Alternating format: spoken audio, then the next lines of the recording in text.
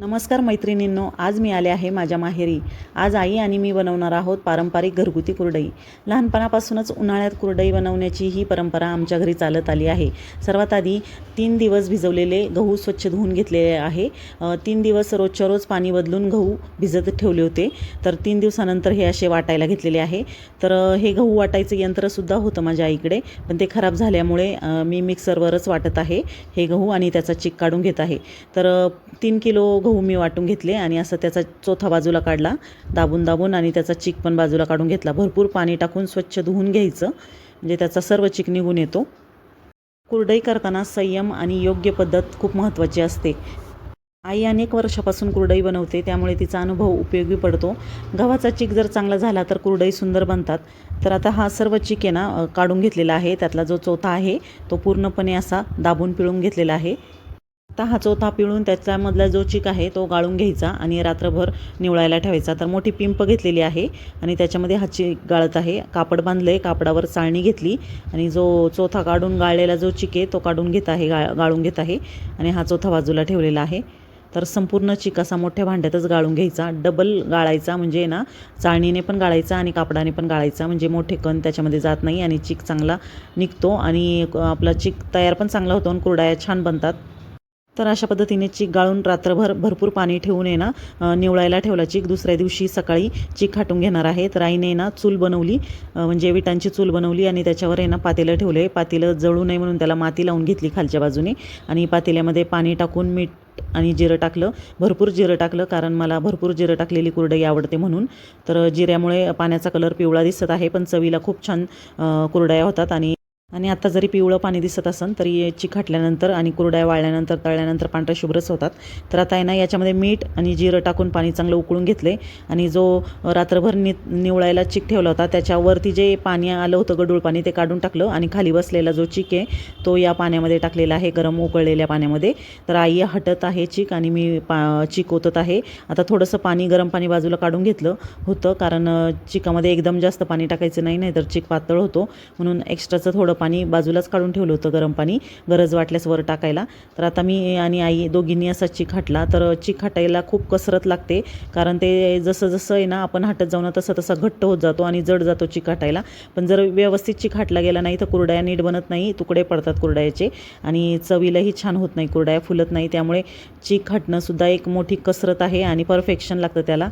माझी आई खूप वर्षापासून चिक बनवते. आईच्या हातचा चिक कधीच फसत नाही, त्यामुळे एक नंबर परफेक्ट कुरडया बनतात. आता बाहेर खूप ऊन आहे म्हणून मग आहे ना शेडच्या आतमध्येच आहे ना वडिलांनी आहे ना कुरडया टाकण्यासाठी ना एक प्लायवूड टाकले डब्यावर आणि त्याच्यावर आता आहे ना कागद प्लास्टिकचा टाकला आहे, म्हणजे सावलीमध्ये कुरडया पाडायच्या आणि नंतर मग उन्हामध्ये आहे ना वाळण्यासाठी ठेवणार आहोत आम्ही, कारण बाहेर खूप ऊन आहे. तर आता आई आणि मी कुरडया पाडून घेणार आहे. तर आई कुरडया पाडत आहे, सोऱ्या भरून घेतलेला आहे कुरडयाचा. तर छान चिक शिजलेला आहे, त्यामुळे कुरडया छान पडत आहे. बघा आई किती सहजपणे आणि सुंदर कुरडई पाडत आहे. अनेक वर्षांच्या सरावामुळे तिच्या हाताला खूपच सफाई आलेली आहे. मीही प्रयत्न करत आहे, पण आईसारखी परफेक्ट कुरडई बनवायला अजून मला जमत नाही. तर अशा प्रकारे एक एक कुरडई पाडून प्लास्टिक शीटवर पाडून घ्यायची आणि मग नंतर आहे ना हे पूर्ण उन्हामध्ये वाळत ठेवायचं. तर कडक उन्हामध्ये वाळवायचं, म्हणजे कुरडया चांगल्या टिकतात वर्षभर. तर बघा किती छान चिक केलेला आहे आणि छान कुरडया पण पडत आहे. परफेक्ट शिजला आहे चिक, त्यामुळे कुरडया छान पडत आहे. तर आम्ही दोघीच बनवत आहोत कुरडया आता. आणि खरं तर आहे ना मला चिक खायलासुद्धा खूप आवडतो. आम्हाला सर्व बहीण भावंडांना आहे ना चिक खायला आवडतो, त्यामुळे आईने आम्ही आल्यावरच चिक करते आम्हाला खाण्यासाठी आणि कुरडया पण मला न्यायला लागतात, म्हणून मग माहेरी आल्यावरच मी कुरडया बनवत असते. तर मी पण सोऱ्या भरून घेतला आणि कुरडया पाडल्या मी सुद्धा, पण आईसारख्या परफेक्ट मला नाही जमत. पण मी नेहमी आईला मदत करत असते आणि मला आवडतं हे असे पारंपरिक पदार्थ बनवायला. तर लहानपणापासूनच मी आईला कायम ह्या अशा पदार्थ बनवताना मदत केलेली आहे. अशा पारंपरिक पदार्थांमुळे आपल्या संस्कृतीशी आणि जुन्या आठवणींशी नातं कायम जिवंत राहतं. माहेर म्हणजे फक्त घर नाही, तर खूप साऱ्या आठवणी, प्रेम आणि आपुलकीचा खजिना असतो. आईसोबत स्वयंपाक करताना त्या सगळ्या आठवणी पुन्हा एकदा जाग्या होतात. तर बऱ्यापैकी अजून कुरडया करायच्या बाकी आहेत. तर सर्व कुरडया आम्ही दोघीजणी पाडून घेत आहे आणि चुलीमध्ये बटाटे पण भाजायला टाकलेले आहे.